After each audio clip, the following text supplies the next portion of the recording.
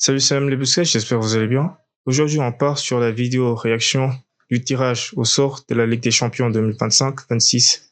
Pour City, en tout cas, Manchester City, on va bien réagir à leurs adversaires et tout. On va voir quelles sont les équipes qui sont assez compliquées à prendre et d'autres qui sont moins compliquées en tout cas à prendre. Bref, si la vidéo vous plaît, n'hésitez pas à vous abonner et à activer la cloche de notification, mais aussi à liker celle-ci parce que ça aiderait franchement énormément. Et je vous dis bon visionnage. Bon, déjà avant de commencer, je vais préciser quelque chose. C'est pas une vidéo en tout cas où je vais être à l'affût en tout cas d'être très objectif ou bien même concentré, je voulais dire surtout. Mais c'est une vidéo assez décontractée. Mais c'est une vidéo assez décontractée car je vais pas trop insister sur les événements, quelques événements parce que voilà, c'est pas comme un débrief. Mais aussi parce que j'aimerais bien faire ça comme ça. Bon, pour commencer, notre premier match sera contre le Real Madrid à l'extérieur. Du coup, au Bernabéu, franchement, juste en y pensant, ça me rappelle de très mauvais souvenirs en tout cas. Et honnêtement, ça en fait de trop. Logiquement, c'est abusé. Littéralement, si je dis pas n'importe quoi, c'est bien 6 fois qu'on les a affrontés plus tôt en Ligue des Champions. C'est trop, presque, en fait, surtout d'affilée. Chaque année, on affronte le Real. Vraiment, à un moment donné aussi, c'est trop. Mais honnêtement, pour parler un petit peu en détail du match, je m'attends à voir une équipe du Real Madrid qui est assez entreprenante parce que franchement, c'est chez eux surtout, mais aussi surtout grâce au style de jeu que Xabi Alonso cherche à inculquer au Real Madrid et qui, je dirais pas qui a complètement donné ses fruits, mais qui en tout cas petit à petit est en train de nous faire voir en tout cas des petites presses de son style de jeu. Et j'espère que contre City, nous en tout cas, on va essayer de surtout mettre la pression, pas forcément jouer haut parce qu'on sait déjà qu'à l'extérieur, en plus, Bernabéu contre le Real Madrid, jouer bloc haut, c'est pas la meilleure c'est pas la meilleure des options en tout cas. Parce que avec leur contre surtout, là où sont vraiment des tueurs, les contres de Real Madrid, c'est une dinguerie. Surtout ces contres, il faudra vraiment essayer de travailler. Sachant que City, en tout cas cette année, surtout depuis la Coupe du Monde des clubs et début de saison, de ce qu'on voit, les longs ballons et les contres aussi, ça reste toujours en tout cas. Mais bon, je reste optimiste pour ce match et j'espère bien que City va laver l'affront en tout cas qu'on a subi la saison passée. Et surtout, cette scène qui est devenue presque un mème sur les réseaux que j'ai pas trop évoqué parce que franchement, voilà. Mais en tout cas, j'espère que City va redorer le blason en tout cas et en battant le Real Madrid. Et j'espère surtout voir un très gros score en tout cas. Franchement, je déteste cette équipe du Real. Elle est presque notre bête noire en LDC. Et franchement, je déteste cette équipe. Bon, après, on va affronter Dortmund à domicile. Et honnêtement, c'est pas l'équipe la plus grosse, en tout cas, ou bien la plus compliquée à jouer de toutes les équipes en phase de poule, en tout cas. Et j'espère bien que City va gagner le match parce que c'est pas, comme j'ai dit, un match assez compliqué. Mais sachant déjà qu'ils étaient, il y a 2 saisons, finalistes de Ligue des Champions, honnêtement, tout est possible dans le foot. Même si moi, personnellement, je m'attends à ce que City gagne, mais je vais pas trop essayer de porter l'œil à City. Tout est possible. Et j'espère bien que City va gagner, en tout cas. Parce que surtout pour revenir au style de jeu plutôt de Dortmund, ils ont un style de jeu qui vraiment fragilise leur défense. Et si on essaie de profiter de cela et surtout qu'on joue très haut, je crois bien que ce sera assez prenable, pour ne pas dire très prenable. Mais franchement, je m'attends aussi à une victoire de Manchester City, surtout à domicile. Et après, prochain match, après ce match, je crois que c'est... Attendez, je regarde. Ouais, Prochain match, c'est Bayer Leverkusen. Que dire? Claudio qui va venir. Et j'espère que entre-temps, on verra son progrès plutôt. Peut-être, je voudrais dire fulgurant, ouais, fulgurant, mais en tout cas, pas face à nous, en tout cas. Surtout pas face à nous, surtout.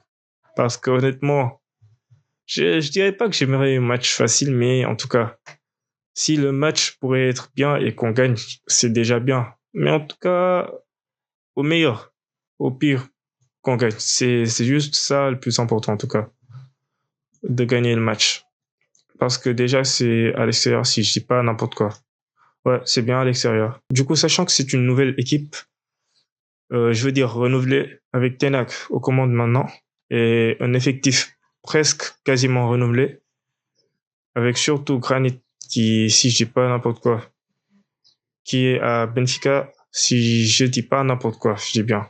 Je me rappelle plus trop, c'était quel club plutôt. Mais avec leur effectif en tout cas, qui, même s'ils ont recruté pas Dorian, mais certains joueurs avec de l'expérience, mais la plupart de leurs joueurs en tout cas c'était jeunes, mais aussi des joueurs qui sont pas forcément habitués à la Ligue des Champions. Du coup, je m'attends à un match assez simple. Pas simple même, mais juste un petit peu simple, qui est prenable. Parce que Leverkusen aussi, c'est pas l'équipe la plus dure à jouer. Mais après, déplacement à l'extérieur pour jouer face à Villarreal. Et honnêtement, je regarde pas très souvent Villarreal pour ne pas trop m'avancer. Mais d'après ce que je sais et des matchs en tout cas que j'ai regardé quelque part par-ci par-là, j'ai vu que leur équipe en tout cas jouait très collectif et que honnêtement la prise de risque c'est pas leur point fort en tout cas parce qu'ils prennent pas très rarement mais en tout cas ils prennent pas souvent de risques et ils jouent très souvent très solide et organisé et tout. Mais si on joue contre eux, je crois qu'ils vont essayer de jouer bloc bas. Du coup, forcément, on va compter sur nos ailiers, mais pas que.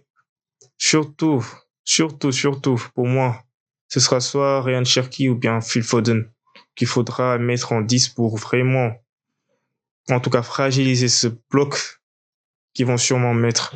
Mais après, pour moi, je devrais dire que ce match, je sens pas que c'est le match, en tout cas, qui va être le plus compliqué pour City. Ça, c'est sûr. Peut-être même pas le deuxième match, en tout cas. Parce que pour moi, le premier match plus compliqué pour City, c'est Real Madrid, comme j'ai déjà dit. Mais après, le deuxième, voilà, je vais pas trop dire c'est contre eux. Parce que le deuxième, déjà, c'est contre le prochain adversaire, c'est-à-dire contre Napoli. Que dire? Le retour de Kevin De Bruyne à l'Etihad. Honnêtement, quand j'ai vu l'affiche, j'ai vraiment été ému. J'ai vu, genre, avec Napoli et tout, directement, j'ai pensé à Kevin De Bruyne. Je me suis dit, non, il va revenir. Surtout après que j'ai vu, c'était à domicile. J'étais vraiment tellement ému. Et surtout, particulièrement, après que j'ai vu que c'était à domicile, à l'Etihad Stadium. J'étais vraiment très ému. Parce que vraiment, il est venu en tant que boy et il repart en tant que man. Franchement, cette citation que j'ai vue en tout cas sur les réseaux de City et tout, à propos de Kevin, franchement, il résume tout. Honnêtement, c'est notre joueur, notre légende, notre plus grosse légende, je dirais même, qui va jouer contre nous. Et vraiment, c'est pour ça que j'ai été ému un petit peu.